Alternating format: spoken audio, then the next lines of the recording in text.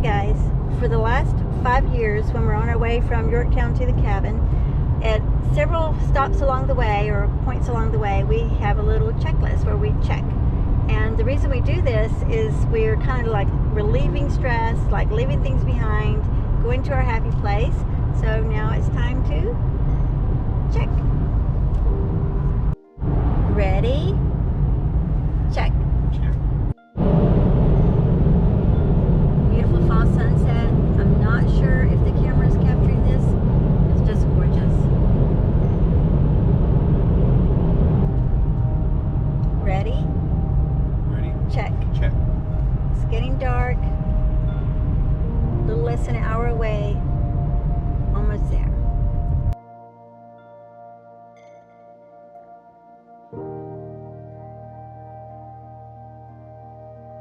Hi guys, you can see Lunette here with me on this beautiful crisp clear morning. I want to start walking around giving you guys some ideas of some projects we finished since we started 5 years ago and some plans we have for the future.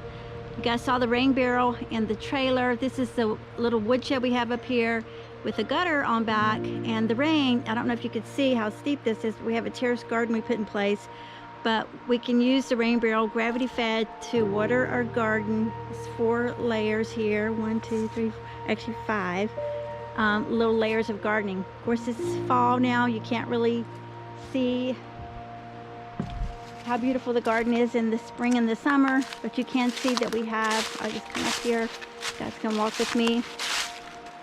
We have a few fall winter veggies planted. Some kale that's actually stayed all summer, some sage, some thyme, and a few herbs. There's quite a few medicinal plants in here as well that are perennials, and springtime I'll take you guys on a plant walk. Okay guys, there's very little flat land on this property, which is fine. We make do. We made a little raised area to put the picnic table. This is actually a tent pad that we built. But right now we also have the second picnic table there because we're having a tree taken down and it's in the way. So for now it's here, but this is a tent pad. Granddaughter also uses as her dance floor, her dance stage. We call the cabin Bear Haven. Since we purchased the cabin, we put a new roof on. We installed the HVAC system. It only had a few baseboard heaters, and of course a wood burning stove. The roof that was on it prior was old rusted metal, and it was actually the kind of metal you'd find on a barn. This is one of the next big projects that's happening pretty soon, and we're having a professional tree service take this double tree down. We're sad to see it go, but you can see it's super close to the cabin and beginning to obstruct the chimney, and the other scary part is it's starting to split in between here, which is quite terrifying. So she's got to go, and that's happening in just another week or so. Second next big project is we're going to have a window installed up at the top here to give us some more light in the cabin. It can tend to be a little dark, so we're really excited about that. The window guy is actually coming tomorrow to do some measurements and give us some ideas, so super excited about this project. We are a member of United Plant Savers Botanical Sanctuary Network, and we're listed on their website as Bear Haven Medicinal and Native Plant Sanctuary. There's a link to our website on the YouTube channel. It's one of our links. You can check it out. When we bought the property, we had 1.22 acres to include, I guess, about 125 feet of river frontage, which is awesome. And now we have quite a bit more. I'll try to show that to you in just a moment. We built this little area here. This was quite a project because, again, there's nothing flat around here. So I'm going to come down to the edge so you can see what we did. It's worked out pretty well. But we had to build this up and fill it in. And we have a fire pit here, fire pit grill, and I'm going to come this way. Guys, just hang on with me. I climb up here. We put a little bistro set here, and we have stairs that will take you down to the river, which is awesome. You can swim and fish, lots of trout. The hatchery's just about 4 miles up the road, so that's pretty cool. The property goes past that yellow and black caution sign and then up the mountain. And I'm going to walk over here. You're going to see what Dan's up to. We'll talk about this more in a minute, but we're clearing this area and he's going to wave. He has a mulcher over here. I think you can see the little bridge. He's got that across. We moved the bridge farther down because before we didn't own this part of the bank. Our property ended about the tree right to the right of Dan, but now we do have the bank and across the road to the river. So we've moved our little small bridge, our low bridge. We have a bridge higher up on the creek, and we now call this Wild Bear Mountain. Here is one of my little mini tucked away gardens. I have some medicinal herbs here. Of course, everything's going down. It's not a great time for a garden tour, right? But that's okay. Here's Tulsi, Tulsi Rama, Tulsi Vana right here. Of course, they're all going down. So yarrow, echinacea. There was borage. There's some calendula, believe it or not, trying to pop back up, which is hilarious. And here, more culinary, but also medicinal when you think about it. There's rosemary, and there was basil. He's gone. Cold got him. And some leeks in the background are coming up. Sage.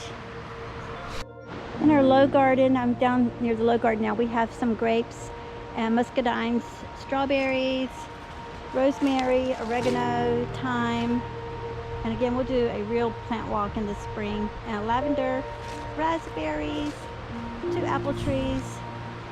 But on this new property, our plan is to clear off where Dan is on this, it's like a plateau, and that's eventually where the greenhouse is going to go. How cute, the fennels actually has new growth. How cute is that? I love fennel. Thought I'd just show you this too. Might need a little bit of update on the paint, but Mary's boyfriend Brad made this for us because we are an organic garden, no spray zone. I'm going to take Dan checking out his, well, he's used it a lot and he loves it actually, Root Slayer. We'll see how this thing works. He is really liking it. We'll see how it does with this kind of bigger root. Of course it could have boulders around it as well. Up here, you never know.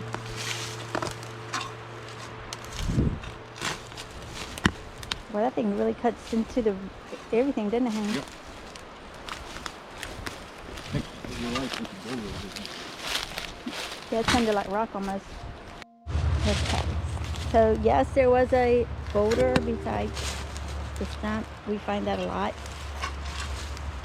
Huge rock. Yeah, but we can use the rock. There are boulders everywhere, and when sometimes you start to dig and it is a boulder, not a rock.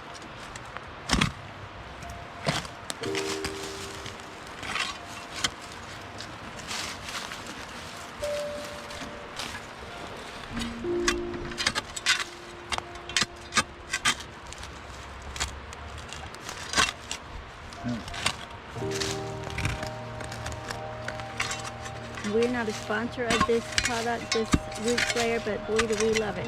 For the little roots, it just pops them right out. Film it? Yeah, let me take. Okay, I think the baby chainsaw did it, didn't it? Or almost. Yeah.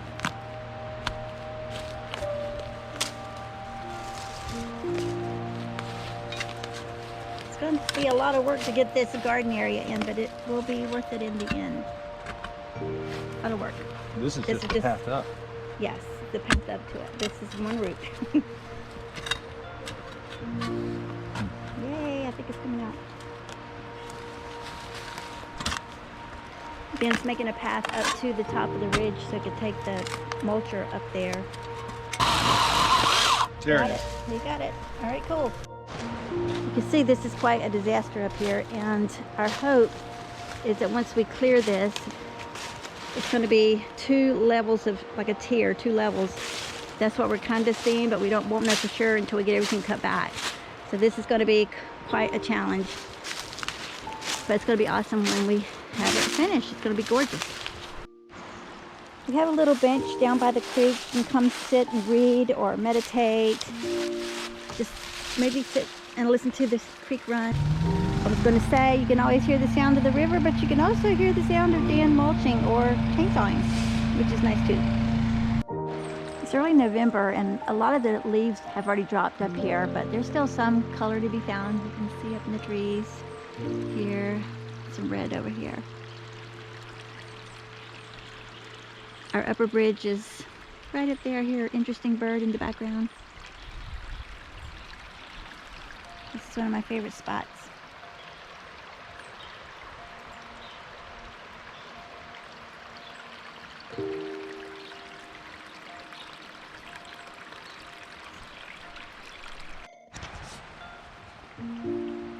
A couple of weeks ago, I planted bloodroot rhizomes along the creek bank here. And I planted them here because they like semi-shade to mostly shade in a nice moist area. So I thought they would really thrive well here. They are absolutely beautiful. They have white flowers that look almost like daisies, so we'll come back in the spring to see how they're doing. Another reason I planted them is because they have lots of medicinal benefits as well. The Native Americans use bloodroot to help induce vomiting, to help cleanse the body. Today in Western herbalism, bloodroot is used for mild respiratory issues. It's an expectorant, helps reduce mucus in the body, so it's good for colds, flus, sinus infection. It's also really high in antioxidants, so it's great for skin issues, so it can be used topically for like psoriasis and eczema, acne even. Bloodroot can also be used for any oral issues like sore throat or tooth pain, laryngitis, because it's an oral antibiotic, which is also a great benefit. There are several different names for bloodroot that you might have heard of other names. You know, as with most plants, there are different names. And some of the most common ones that you would hear is called Indian red paint, red root, and sweet slumber, along with bloodroot. There are some contraindications, as with a lot of plants, so you should always know these, that you shouldn't use bloodroot if you're pregnant or nursing, or if you have low blood pressure, or if you have any issue with the heart that would affect the rhythm of the heart. Bloodroot can actually be found in capsule form or dried roots, and that can be used in teas and decoctions. You always want to make sure to get your product organic if possible and wildcrafted ethically. That's also really important anytime you're using any plant medicine. So great little plant to have on the property. Super excited to meet it when it pops up in the spring. We think the person who built the cabin lived in this little shed before or while they were building the cabin, because it did have its own electrical meter, which I now have made into a little birdhouse. One of the reasons we think this is because this little shed has a bathroom, has a toilet and a sink. This building was crammed full of junk, and it took Dan a while just to pull it all out, and we're like, oh my gosh, there's actually a bathroom in there. I'll show you that in just a minute. Since we've been here, one of our projects was to build this outdoor shower, which is great, especially for summer, because, you know, coming in from the river, swimming in the river with the kids, or Dan working out, getting filthy like he does. So it's propane powered or heated. We have a little stand built behind this wall, and the cords run out, the water hose comes in. It's not hooked up right now, but this is our little outdoor shower with our really cute shower curtain. So we call this the outhouse. We thought that would be fitting. Cute little picture. Redneck outhouse rules that we built, and you're probably wondering what in the world are they doing with that gold faucet outside. Actually, guys, I found this sink with the gold faucet still attached at the resource store, the Habitat for Humanity. You can find great stuff there. It's also a great place to donate things if you have something to donate. And we built this little pallet sink. Of course, it's my gardening station, but also a place to clean fish, because there are trout in the river, and we have friends that come up and do a lot of trout fishing. So we set this up. Of course, it's covered in leaves right now, but this is where we clean fish, do gardening, wash vegetables, anything you don't want to take in the house. We have to transplant these baby plants just temporarily because we have to move this bed. So when the guys come to take the tree down, they're going to put the wood chips here. So we have to move this, which is not in a great spot anyway. So that's what we're going to be working on.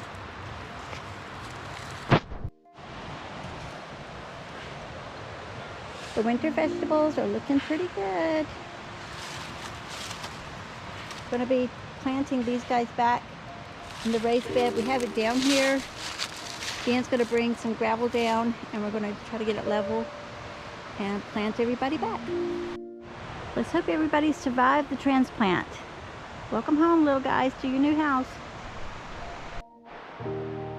Like I stated earlier, we try to garden organically, so we have a pesticide-free area, which is safe for kids, pets, and all living creatures here in the mountains.